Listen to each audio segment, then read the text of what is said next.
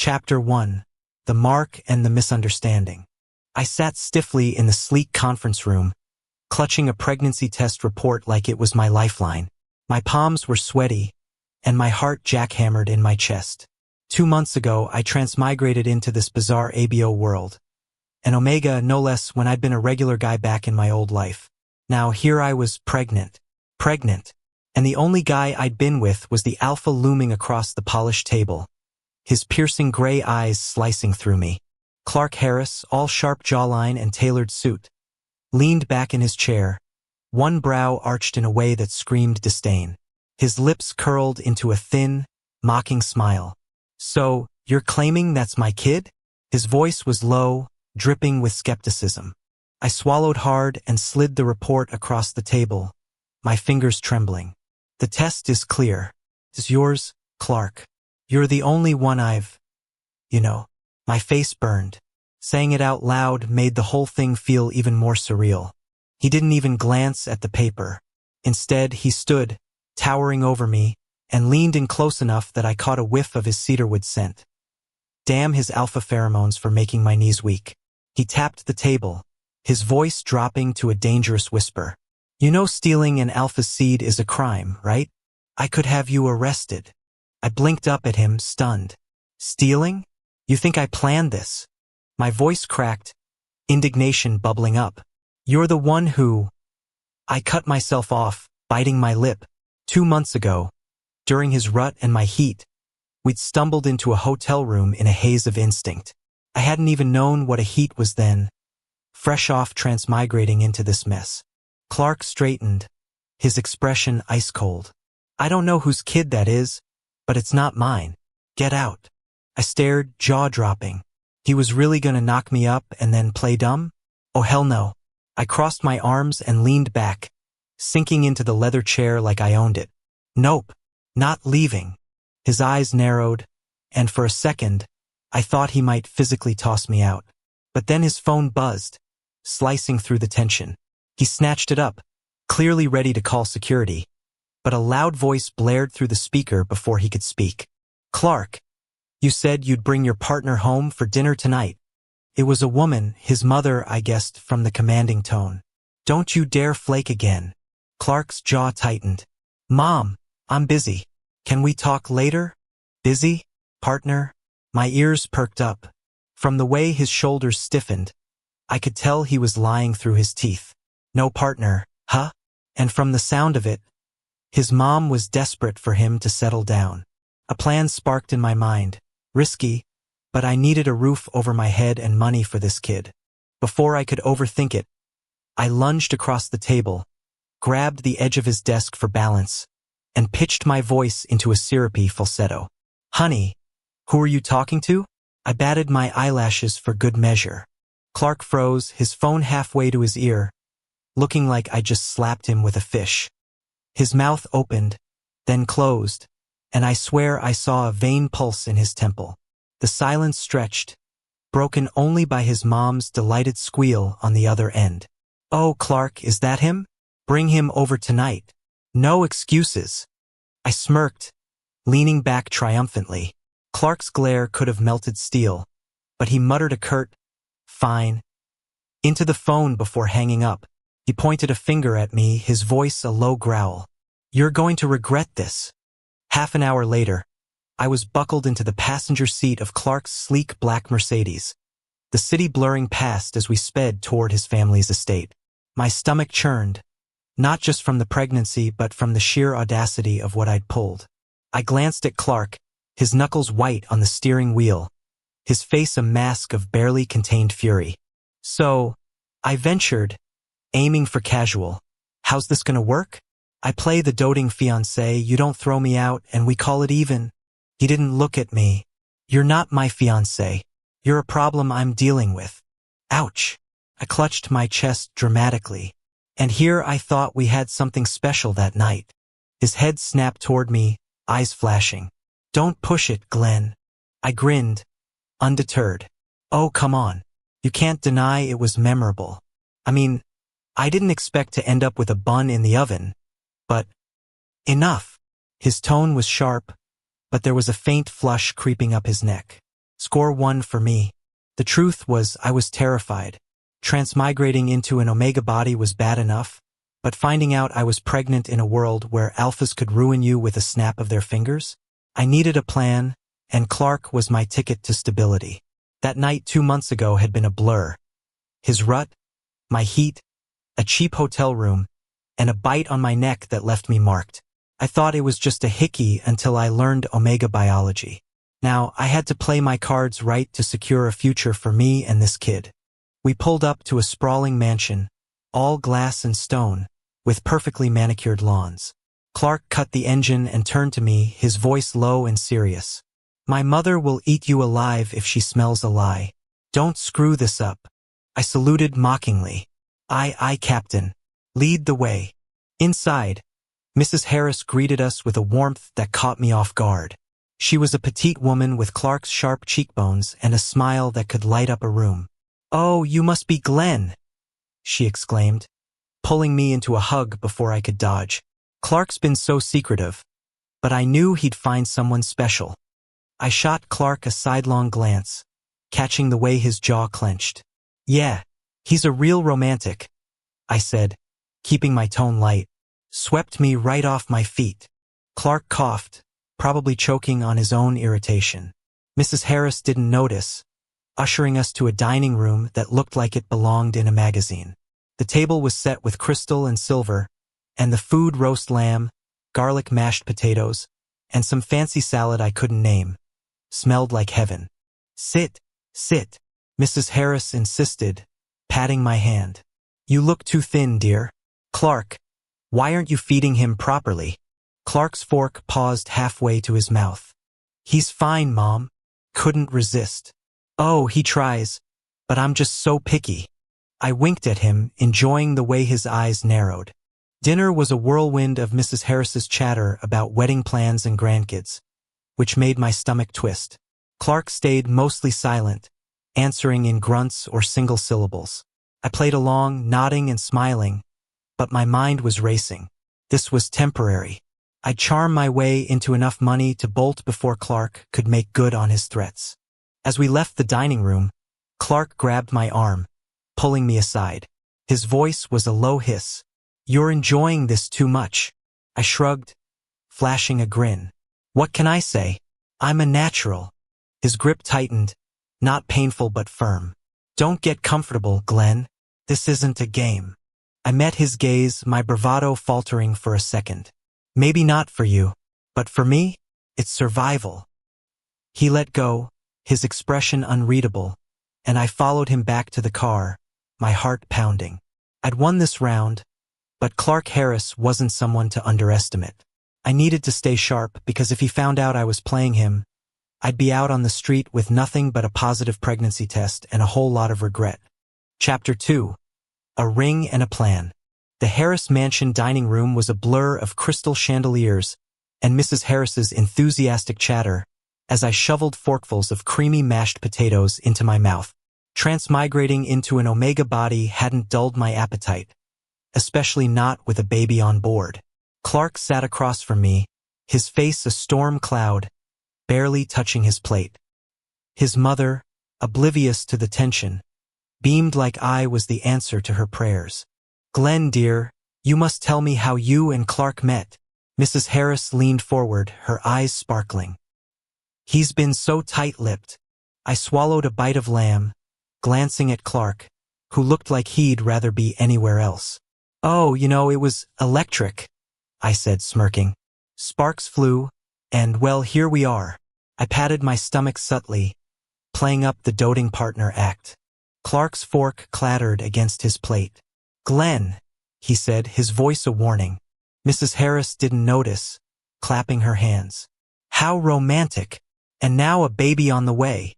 Her gaze softened, landing on me. "Clark, you've been neglecting him. Look how hungry he is." I seized the moment, letting out a theatrical dry heave, partly from eating too fast, partly for effect. Mrs. Harris's eyes widened. "Oh, Glenn, are you?" No turning back now. "Yeah, I'm pregnant," I said, keeping my tone sheepish. "It's Clark's." The room went still. Clark's jaw tightened, But before he could deny it, Mrs. Harris gasped and rushed upstairs.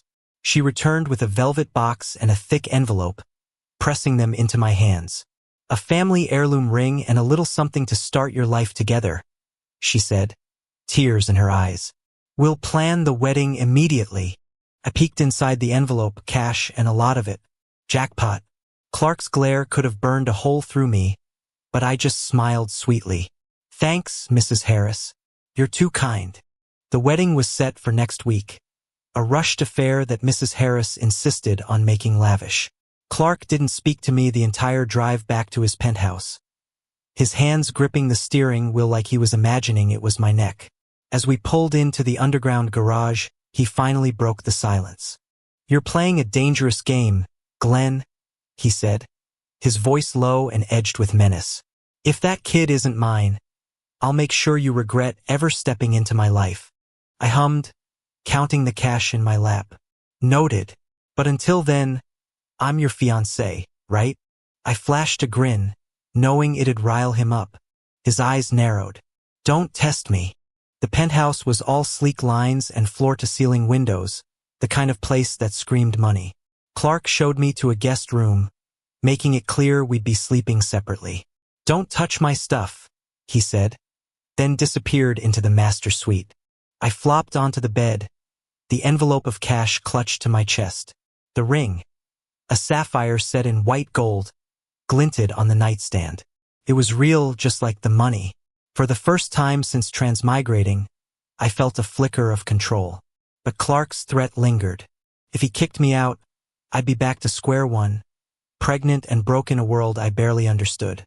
The wedding was a whirlwind of white roses and string quartets, held in a grand venue Mrs. Harris had booked.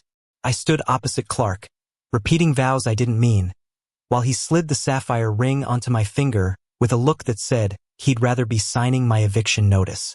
The crowd, mostly Clark's business associates and family, clapped like it was a fairy tale.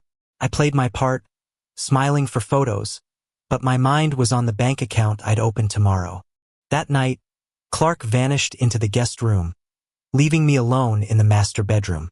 I sat cross-legged on the king-sized bed, counting the cash and gift checks from the wedding. It was enough to start over, maybe even enough to run if things went south. I fell asleep with a smile, dreaming of freedom. Morning came too soon. I shuffled to the kitchen, where Clark was already at the counter, sipping coffee. He glanced at me, his lip curling as I piled pancakes onto my plate. "Do you ever stop eating?" he asked, his tone dripping with disdain. "Pregnant Omega here," I said, waving a fork. "Gotta keep the kid fed. You should try it eating, You look like you're allergic to joy." He set his mug down with a deliberate clink. "You're not here to enjoy yourself. You're here because my mother forced my hand." "Wow, romantic," I said, slathering syrup on my pancakes. "You sure know how to make a guy feel special." Clark stood, buttoning his suit jacket. "I'm leaving for work. Stay out of trouble." He didn't wait for a reply, striding out like I was a stain on his perfect life. His attitude gnawed at me.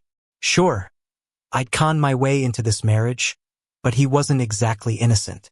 That night 2 months ago, he'd been just as caught up in the heat as I was. Now he acted like I was a leech. Worse, if he decided to cut me off, all this, the money, the penthouse, could vanish. I needed a backup plan. I'd learned a few things about this ABO world in the past 2 months. Omegas like me were vulnerable, especially without an alpha's protection. My heat had landed me in this mess because I hadn't known about suppressants. If I'd been prepared, I wouldn't be married to a guy who looked at me like I was gum on his shoe. That gave me an idea. I grabbed my laptop and started researching. There was a market for AO supplies, suppressants, pheromone blockers, gland patches. Omegas and alphas needed them, and betas often ran the shops to avoid pheromone conflicts. I could open a store, something small, to secure my own income. If Clark kicked me out, I'd have a safety net. By afternoon, I'd found a rental space downtown, a cozy storefront perfect for my plan. I used some of the wedding cash to sign the lease, keeping it secret from Clark. The shop would be my lifeline, a way to ensure I'd never be at his mercy. The next morning, I was back in the kitchen, munching toast, when Clark appeared, his tie perfectly knotted. He glanced at my plate, his expression sour. "You're going to bankrupt me with your appetite." I grinned, crumbs on my lips. "Good thing you're loaded, then. Gotta keep your air healthy." He stiffened at air, his eyes flicking to my stomach. "Don't call it that. We're doing a paternity test after it's born." "Fine by me," I said, shrugging. "But you're paying for the kid's college fund either way." Clark's phone buzzed, saving me from his retort. He answered it, his voice clipped, and I tuned out, focusing on my toast. The shop would open in a week, staffed by a beta I'd hired named Lily. If Clark thought he could control me, he was in for a surprise. I was Glenn, transmigrated Omega or not, and I wasn't going to let anyone, alpha or otherwise, dictate my future. As Clark left for work, I leaned back, patting my stomach. "Don't worry, kid," I muttered. "Mommy's got this." Then I winced. Okay, maybe not mommy, but you get the idea. Chapter 3, Trouble at the Shop. I slipped out of Clark's penthouse before he woke up. A gland patch slapped on my neck to keep my Omega pheromones in check. The last thing I needed was him sniffing out my plans. Literally or figuratively. My AO supply shop, tucked in a bustling downtown strip, was set to open tomorrow, but I wanted to check on Lily, the beta I'd hired to run it. Transmigrating into this ABO world had taught me one thing. Rely on yourself, because alphas like Clark could turn on you in a heartbeat. The shop was small but sleek, with shelves stocked with suppressants, pheromone blockers, and gland patches. Lily was behind the counter organizing boxes when I walked in. "Glenn," she called, her ponytail bouncing. "You're early. Nervous about the big day?" "More like making sure you don't burn the place down," I teased, scanning the setup. Everything looked perfect until I noticed raised voices outside. 3 alphas, all broad shoulders and cocky grins, were arguing at the entrance, their pheromones leaking through the glass door. My stomach twisted. Trouble already? Lily's face paled.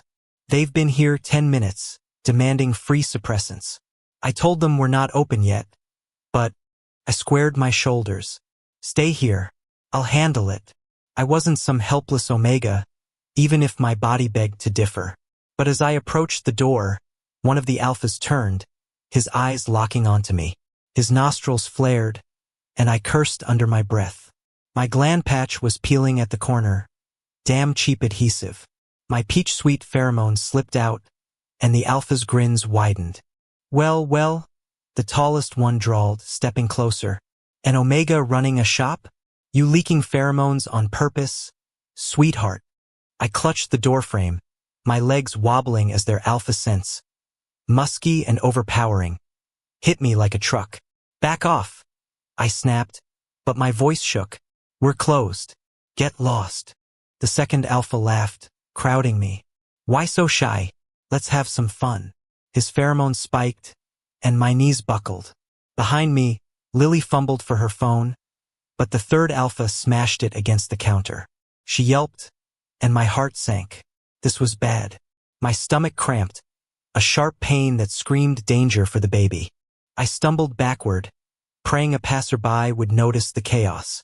"You're gonna regret this," I muttered, more to myself than them. The air grew thick with their scents, making my head spin. I leaned against the wall, fighting nausea, when the door crashed open. 3 men in black suits stormed in, Clark's security team, I realized, recognizing one from the penthouse. They moved like a well-oiled machine, tackling the alphas with precision. Fists flew, and within seconds, the troublemakers were pinned to the floor, groaning. I slid down the wall, clutching my stomach. The pain eased, but my vision blurred. A familiar scent, cedarwood and rain, cut through the haze. Clark? No, it couldn't be. But as my eyes fluttered shut, I swore I felt his presence, steady and grounding. I woke in a hospital bed, the sterile smell jarring me upright. Clark sat beside me, his suit jacket slung over the chair, his tie loosened. His gray eyes locked onto mine, a mix of relief and something sharper. Anger, maybe. His hand was on mine, but he pulled back when I stirred. "You're awake," he said, his voice gruff. "What the hell were you thinking, opening a shop like that?" I blinked, disoriented. "Good morning to you too." My throat was dry, but I forced a smirk. "How'd you know I was here?" "Security called me," he said, leaning forward. "You could have lost the baby, Glenn. Why didn't you tell me about the shop?" I bristled, sitting up despite the four tugging at my arm. "Oh, I don't know. Maybe because you keep threatening to kick me out? I need to take care of myself, Clark. I'm not your charity case." His jaw clenched. "I gave you money, place to live. What more do you need?" "Freedom," I shot back. "You think I trust you to keep me around? You don't even believe the kid's yours." He looked away, his hands balling into fists. "You should have told me. I could have protected you." I laughed, bitter. "Protected me? You barely look at me unless it's to scowl. I'm not your responsibility, Clark. I'm just the guy you accidentally knocked up." His eyes snapped back to mine, and for a second, I thought he'd argue. But he sighed, running a hand through his dark hair. "Fine, but no more solo stunts. If you go out, I'm with you. Deal?" I rolled my eyes. "You're so busy being Mr. CEO. Where's the time to babysit me?" He leaned closer, his voice low. "I'll make time. You're carrying my—" He stopped, catching himself. "You're my responsibility now." I snorted. "Smooth save. What were you gonna say? Your kid? Thought you didn't believe me." He didn't answer, just stared like he was trying to figure me out.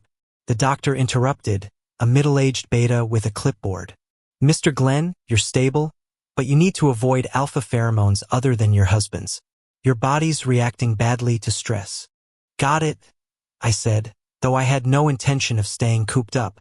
Clark's eyes narrowed, like he knew I was bluffing. "Promise me," he said, his tone hard. "No more running off." I crossed my arms, glaring. "What am I, a prisoner? You want me locked in your penthouse for 7 months? His expression softened, just a fraction. "I'm not trying to cage you, Glenn. I don't want you hurt." The sincerity caught me off guard, and for a stupid second, my chest warmed. Then I remembered his threats, his coldness. "Yeah, well, maybe worry about yourself," I muttered, looking away. "I'm fine." He stood, grabbing his jacket. "We're leaving. I'll drive you home." I wanted to argue, but the pain in my stomach lingered, a reminder of how close I'd come to losing everything. I followed him to the car, silent as we pulled onto the highway. The city lights blurred past, and I leaned against the window, my mind racing. Clark had saved me today whether I liked it or not, but relying on him felt like walking a tightrope. One wrong step and I'd fall.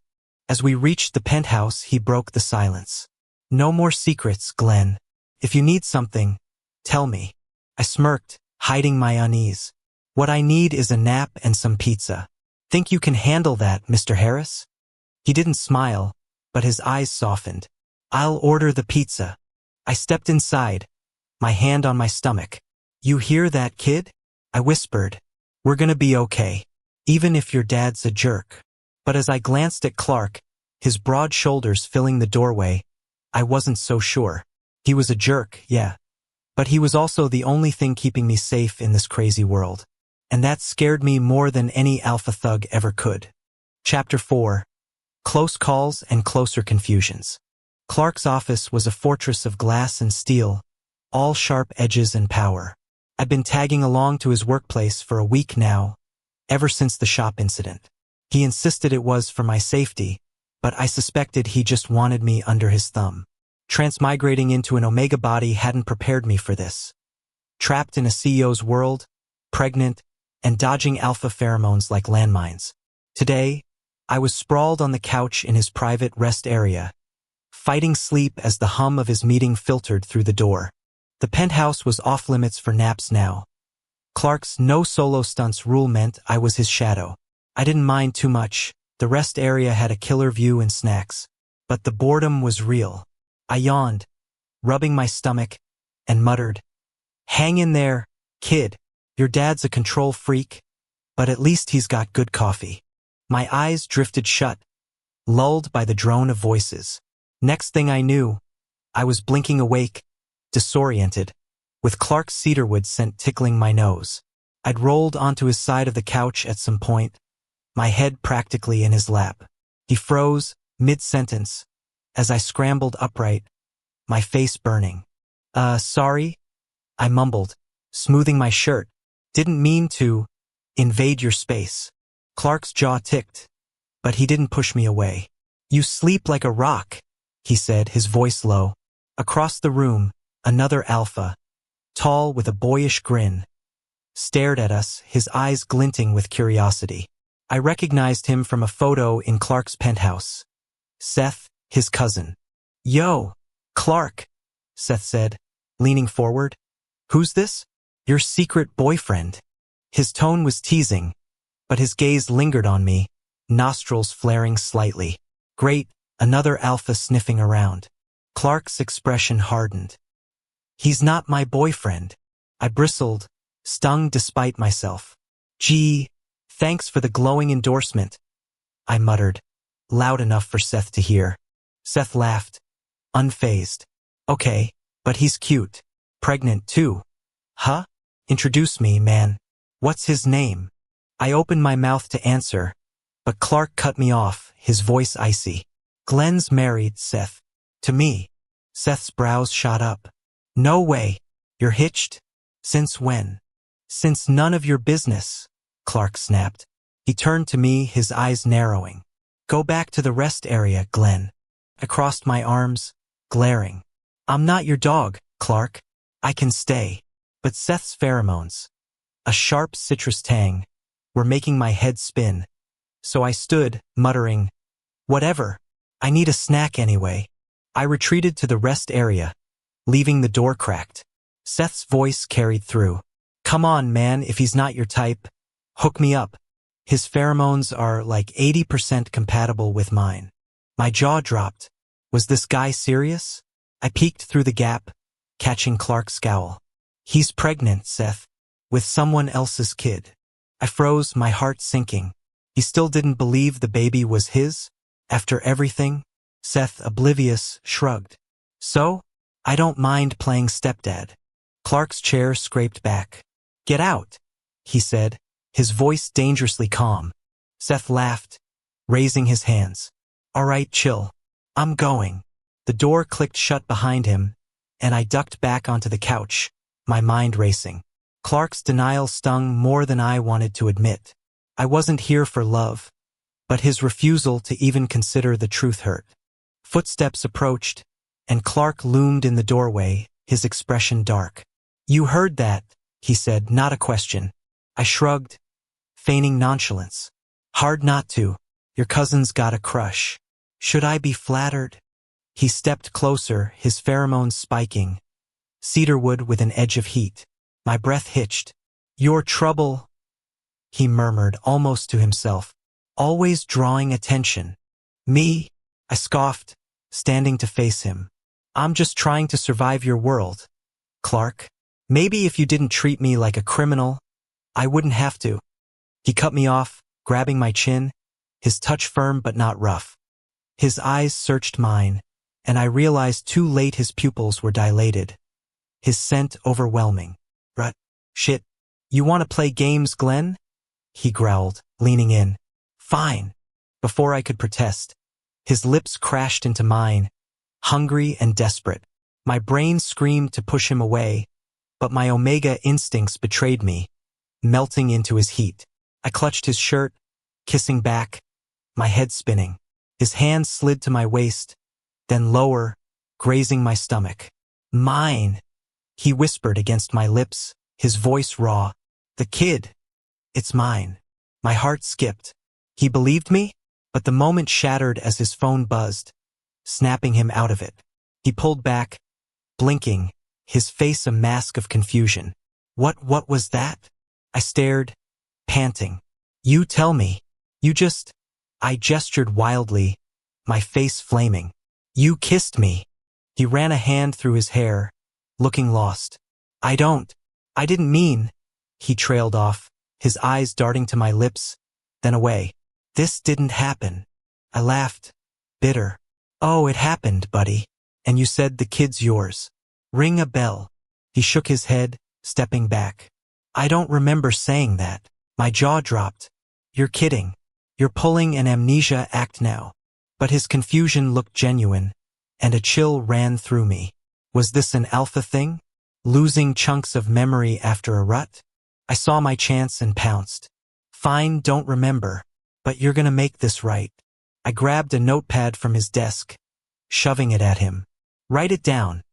You acknowledge the kid's yours, and you'll support us. Now. He hesitated, his brow furrowing, but his pheromones were still clouding the air, making him pliable. He scribbled a note, signing it with a flourish. I snatched it, grinning despite my anger. Pleasure doing business. Clark's eyes cleared, and he glared. You're unbelievable. And you're a walking soap opera? I shot back, tucking the note into my pocket. What's next? You forget your own name? He didn't answer, just stormed out, leaving me alone with my racing heart. I sank onto the couch, touching my lips. That kiss, possessive, desperate, had felt real. But his denial, his memory lapse, twisted my gut. Was he lying? Or was something seriously wrong with him? I glanced at the note, my ticket to security. It wasn't enough, though. Clark's hot and cold act was wearing me down, and Seth's interest was a complication I didn't need. I needed to keep my guard up, because if Clark could kiss me like that and then forget, what else was he capable of? As I curled up on the couch, my hand on my stomach, I whispered, We're in deep, kid, but I'll figure it out. I had to, for both of us. Chapter 5, Breaking Bonds and Unwanted Reunions. The penthouse felt like a gilded cage, its sleek surfaces mocking my restlessness. 6 months into this pregnancy, and I was done playing Clark's game. Transmigrating into an Omega body had been a shock, but his refusal to acknowledge our son, despite that fevered kiss in his office, cut deeper than I'd expected. The note he'd signed in his rut haze was my leverage, but it wasn't enough. I wanted out. I sat on the edge of the master bed, my packed suitcase at my feet. Clark had been avoiding me since the kiss, staying late at work or crashing elsewhere. Fine by me. I'd used the wedding cash and shop profits to secure a small apartment downtown. With the divorce papers drafted, I was ready to cut ties. The baby, Evan, I decided to call him, deserved a father who didn't play Amnesia every time things got real. I left a note on the kitchen counter. Divorce papers on the table. Sign them. I'm gone. No need for a dramatic exit. Clark could keep his penthouse and his doubts. I was building a life for me and Evan, one where we didn't need his cedarwood scent or his bank account. The new apartment was modest but mine, with a nursery painted soft blue. My AO shop was thriving, thanks to Lily's management, and I'd hired a beta nanny to help once Evan arrived. For the first time since transmigrating, I felt free. But freedom came with a price. Loneliness crept in at night, and Clark's absence left a strange ache I refused to name. 3 months later, Evan was born, a tiny alpha with my peach-sweet pheromones. Holding him, I felt a fierce resolve. I'd protect him, no matter what. Clark had shown up for the hospital visits, silent but present, paying the bills without complaint. I let him, but when he offered to raise the kid despite denying paternity, I'd had enough. You don't get to play hero now, I'd snapped, clutching Evan. We're fine without you. His jaw had tightened, but he'd signed the divorce papers after weeks of stalling. Think this through, Glenn, he'd said, pen hovering. You'll get alimony, but you're on your own. I've been on my own since I got here, I'd shot back. And that was that. I walked away with a hefty settlement and a son who'd never call Clark Dad. Life settled into a rhythm: shop, nursery, late-night feedings. Evan's giggles were my anchor, but the world outside felt precarious. Omegas drew attention, and without Clark's protection, I was cautious, always wearing gland patches. So when I took Evan for a stroller walk in the park, I wasn't surprised to hear an alpha's voice behind me. Hey, Glenn, right? Seth, Clark's cousin, jogged up, all easy grins and citrus pheromones. Evan wailed, startled, and I tensed, shielding him. Seth, I said, keeping my tone neutral. What's up? He crouched, cooing at Evan, who quieted, charmed by his warmth. Just saw you and this little guy. He's cute. Takes after you. His eyes flicked to mine, playful but persistent. Heard you and Clark split. You, seeing anyone? I sighed, adjusting Evan's blanket. Divorced and not looking, Seth. You know this. He stood, undeterred. Come on, I'm a great catch. I'd treat you right. Both of you. I snorted, pushing the stroller forward. You've got a thing for single dads, huh? Pass. Seth's pursuit was harmless but annoying. A reminder of the alpha attention I couldn't escape. I pulled out my phone, texting Clark. Your cousin's bugging me again. Handle it. No reply. Typical. I kept walking, but Seth trailed me, chatting about his new gym routine. Evan babbled, blissfully unaware, and I half listened, my guard up. Then it hit me. Clark's scent, cedarwood and rain, faint but unmistakable. My heart stuttered, and I turned, scanning the park. There he was, striding toward us, his suit jacket unbuttoned, eyes locked on me. My body betrayed me, craving his pheromones like air. Damn Omega instincts. I took a step toward him, then stopped, horrified at myself. Get it together, Glenn, I muttered. Glenn, Seth called, oblivious, but Clark reached us, his presence overwhelming. His gaze flicked to Seth, then back to me, softening for a split second. Back off, Seth, Clark said, his voice low but firm. Seth raised his hands, grinning, and sauntered off, leaving us in tense silence. I clutched the stroller, my voice sharp. Took you long enough. Your cousin's relentless. Clark's eyes searched mine. You texted. I came. His scent intensified, and my knees wobbled. I hadn't been this close to him since the divorce, and my body screamed for him.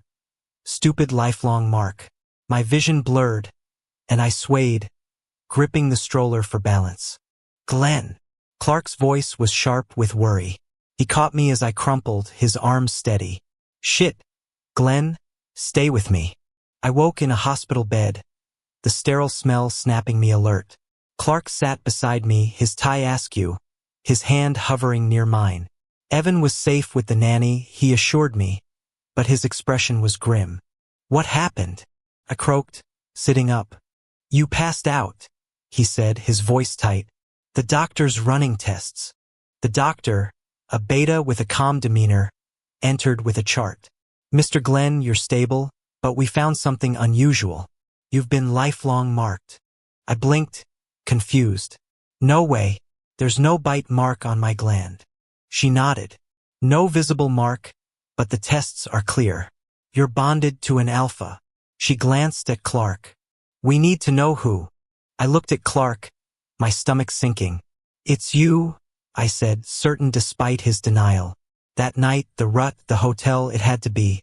Clark's eyes narrowed. I didn't mark you, Glenn. I'd remember. The doctor handed him the test results. Mr. Harris, the mark matches your pheromone signature. He stared at the paper, his face paling. That's impossible. I don't. He trailed off, rubbing his temples. I don't remember. I laughed, bitter. Of course you don't. You forgot the night Evan was conceived. The kiss in your office. Why not a lifelong mark? But his confusion looked real, and a chill ran through me. Was he broken? Or was this world messing with us both? The doctor cleared her throat. We'll need to monitor you, Glenn. A lifelong mark means you'll crave his pheromones. Without them, you could weaken. I sank back, my mind racing. Bonded to Clark forever unless I cut out my gland entirely. The thought made me sick, but so did depending on him. Clark watched me, his expression unreadable. I'll get you home, he said finally, standing. We'll figure this out. I nodded, too tired to argue. As he helped me up, his scent wrapped around me, soothing and infuriating. I'd left him to escape this pull, but now it was permanent. You're stuck with me, kid, I whispered to Evan in my mind. But I'll keep us free, even if it meant fighting my own heart. Chapter 6. Memories and a Marked Forever. The hospital room was too quiet, the beep of monitors a faint backdrop to my racing thoughts. Evan was home with the nanny, safe, but I was stuck here, grappling with the bombshell of Clark's lifelong mark. Transmigrating into this Omega body had thrown me into chaos, but this, being tethered to Clark forever, felt like a trap I couldn't outsmart. He sat by my bed, his suit rumpled, his gray eyes fixed on me with an intensity that made my skin prickle. "You okay?" he asked, his voice softer than I'd ever heard it. I snorted, adjusting the hospital gown. "Peachy, just found out I'm supernaturally glued to you. No big deal." My sarcasm hid the panic clawing at me. I'd planned to cut my gland out, sever the bond, but now doubts gnawed at me. What if there was more to this mark? The doctor had suggested memory issues could explain Clark's amnesia. His rut blackouts, the night Evan was conceived, the kiss in his office. I'd pushed for a paternity test, but Clark had refused, saying, "I trust you." It was the first time he'd sounded sincere, and it threw me off. Now he leaned forward, his hand hovering near mine. "Glenn," he said, hesitating, "tell me about that night, the first one. I need to know." I sighed, rubbing my neck where the mark wasn't visible but felt like a brand. I'd just transmigrated. No clue about omegas or heats. I was burning up, thought I had a fever. Ran into you at some dive bar, same deal, rut, out of control. You offered to get suppressants, but I didn't even know what they were. We ended up in a hotel, and I trailed off, my face heating. You marked me. I thought it was just a bite. Clark's brow furrowed, like he was trying to piece together a puzzle. "I don't remember," he murmured almost to himself, "but I want to." Before I could respond, a nurse bustled in, checking my chart. "You're clear to go, Mr. Glenn, but avoid stress. The mark's making you sensitive to his pheromones." She glanced at Clark. "Stay close, Mr. Harris. He'll need you." I grimaced. "Great. My own personal alpha leash." Clark didn't smile, but his eyes softened. "I'll drive you home." The ride was silent, the city lights blurring past. At my apartment, Clark handed me a vial of his pheromone extract, temporary relief for my cravings. "You don't have to do the surgery," he said, his voice low. "I'm here, Glenn. We could try again." I shook my head, clutching the vial. "I need control, Clark, not promises." He nodded, leaving without a fight, but his scent lingered, haunting me. Days passed, and Clark sent more extract daily, keeping his distance. I buried myself in shop work and Evan, but the bond pulled at me, a constant ache. Then Seth showed up, frantic, at my door. "Glenn, it's Clark. He's in the hospital. Bad reaction to pheromone depletion. He needs you." My heart lurched. I grabbed Evan and followed Seth, fear overriding my resolve. At the hospital, Clark looked gaunt, hooked 2 and 4. Seth explained Clark had been over-extracting pheromones for me, weakening himself. Guilt hit hard. He'd been protecting me, even after I'd pushed him away. I sat by his bed, Evan in my arms. His tiny hand brushed Clark's face, and I whispered, "Say daddy, kiddo." Evan babbled, "Dada," and my chest tightened. Clark stirred, his eyes fluttering open. "Glenn." His voice was hoarse, but his gaze was clear. "You're here." "Yeah. Well, someone had to save your sorry ass," I said, forcing a grin. I released a soft wave of my peach pheromones, hoping to soothe him. Evan giggled, then dozed off, overwhelmed by the scent. I laid him in the hospital crib and turned back to Clark, my hand grazing his.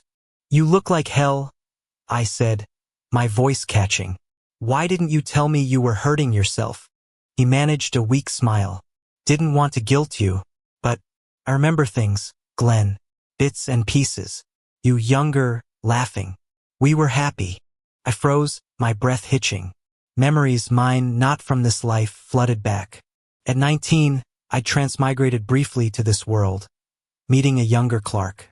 He'd saved me from rogue alphas, taught me about gland patches, and fallen for my reckless charm. We'd marked each other in a reckless, love-drunk moment, promising forever. Then I'd been yanked back to my world, losing those memories until now. Tears stung my eyes. "That was you," I whispered. "You called me Glennie. I thought I dreamed it." Clark reached for my hand, his grip weak but firm. "I forgot you, Glenn. I'm sorry." I laughed through tears. "We're a mess, huh? Both forgetting each other." I leaned closer, my forehead against his. "I was gonna cut you out, you know? The gland, the mark. But I can't. Not now." "Don't," he said, his voice raw. "Stay. Let me make it right." I nodded, my resolve crumbling. "Okay, but you're on diaper duty." His laugh was weak but real, and it broke something open in me. Over the next week, I visited daily, Evan in tow. Clark recovered, his memory sharpening. He'd remembered me during his ruts, only to lose me again when they ended, a glitch in his alpha biology, the doctors said. But now he was whole and so was I. We remarried quietly, just us, Evan, and a judge. Seth crashed the reception, sulking until a new alpha, a loud, charming guy named Jake, stole his attention, sparking a heated argument that had me snickering.